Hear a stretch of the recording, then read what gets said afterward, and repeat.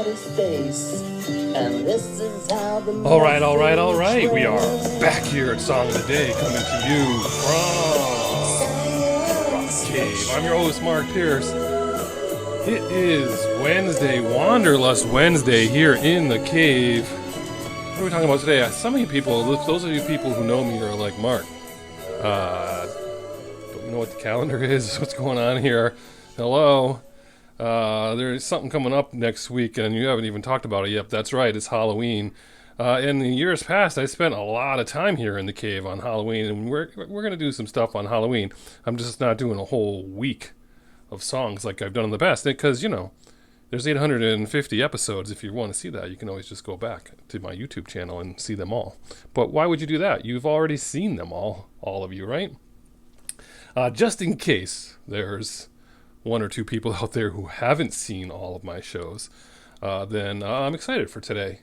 And I haven't really figured out the rest of the week, but we're going to cover Halloween type stuff. Keyword type in there for our song of the day. One of these days. Anyway, Paul Chabot, you know what I'm talking about. So what are we talking about today? Well, we're talking about, it's a classic. It's a Wanderlust Wednesday kind of for a reason, but it's a classic. And one of my favorites, of course, and for those of you who know.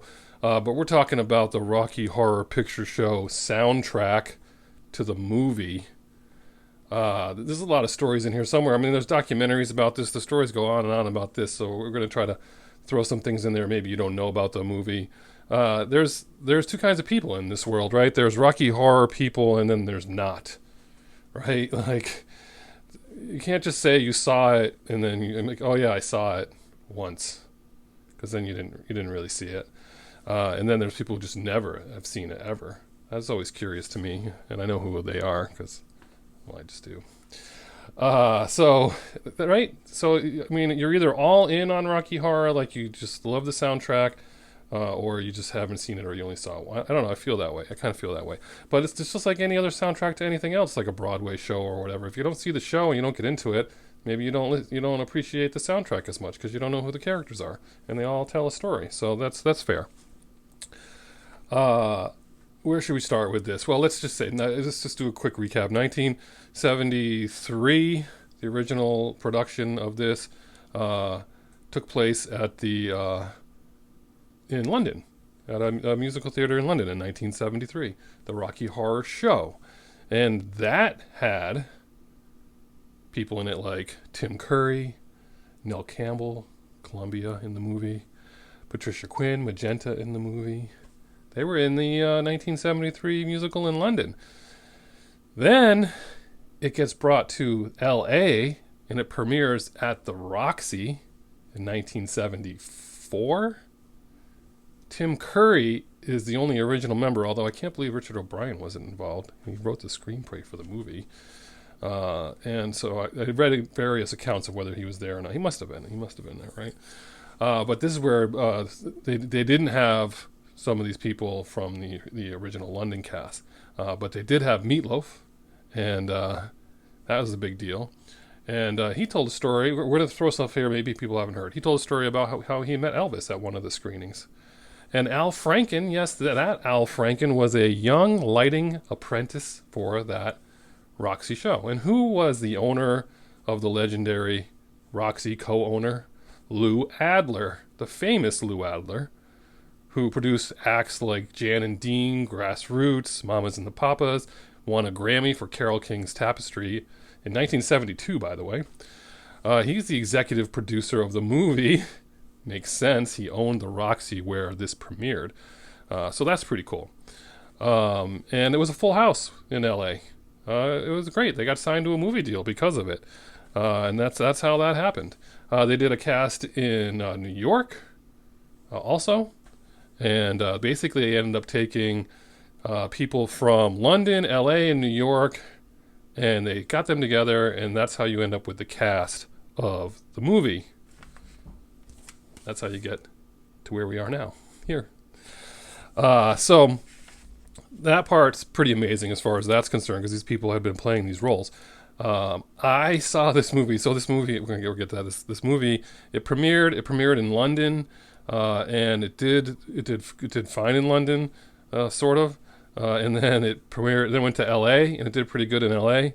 But it was pretty soon withdrawn from the 8 other locations that were showing it pretty early on. No ticket sales, no nothing. The soundtrack came out. It didn't really sell. It was an issue with getting it out in the United States.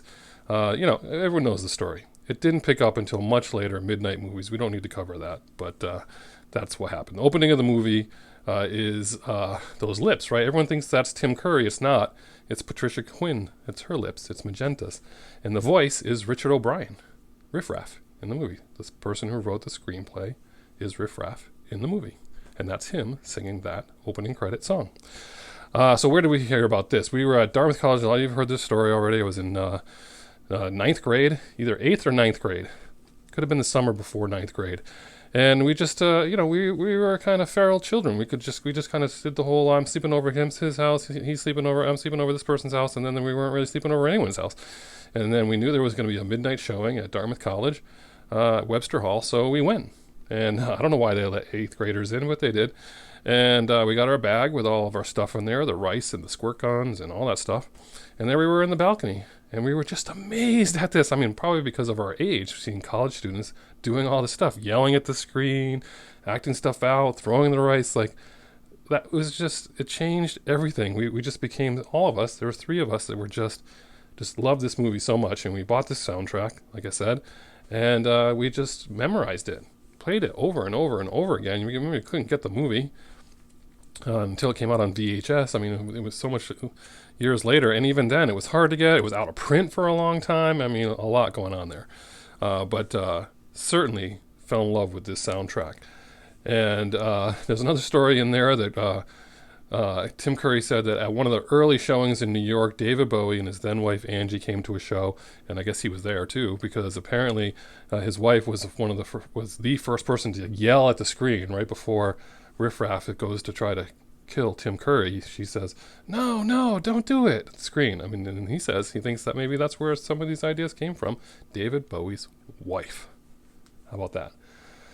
There was a song that was cut out of the movie called Once in a While. That it was right after Janet is with Frankenfurter. You can see those clips on YouTube. Maybe I'll post that below. And then there were 2 songs that didn't make it onto the soundtrack. Planet Schmanet Janet, which is also called Wise Up Janet Weiss, which I just love that song. And I'll post that below.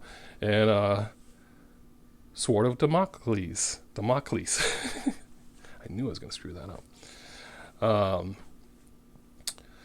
And those were omitted, but now you could get them back on other soundtracks, that kind of thing. So anyway, these songs, so good. And you know what? The Time Warp, of course, we can like that. That's great. It's classic. But I'm at 10 minutes here, people. That's down towards the bottom of my list, and it's Wanderlust Wednesday. So we're talking the opening scene, the opening song, science fiction, Meatloaf's Hot Patootie, Rest My Soul, the I'm Going Home, Damn It Janet, of course, Sweet Transvestite, we have to mention, infamous for doing a dance to that in my college days. Some of those are there in the know. You're in the know. There is a photo of me doing it in a tuxedo, but that's true. Had it all memorized, lip synced, everything. Touch It, Touch It, Touch It, Touch Me, Rose Tint My World. That's where it's at. That's so good. That's it. I mean, that's what I listen to a lot. I listen to that a ton. And Superheroes. Those awesome.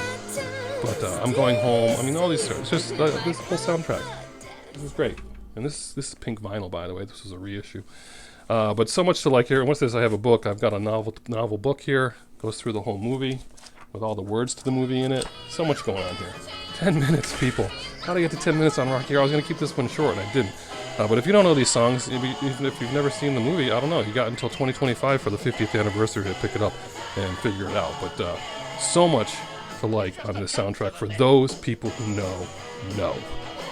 That's all I'm saying. Wanderlust Wednesday, 10 minutes. Sorry, people. 2 weeks in a row. But that's just the way it goes. I can't talk about Rocky Horror Picture Show in less than 10 minutes. Probably more like 20. But I love this soundtrack, and we'll be playing it all week. Lots of good Halloween stuff coming your way this week. Whatever you're doing, I hope it involves music. And as usual, we'll catch you on the flip side.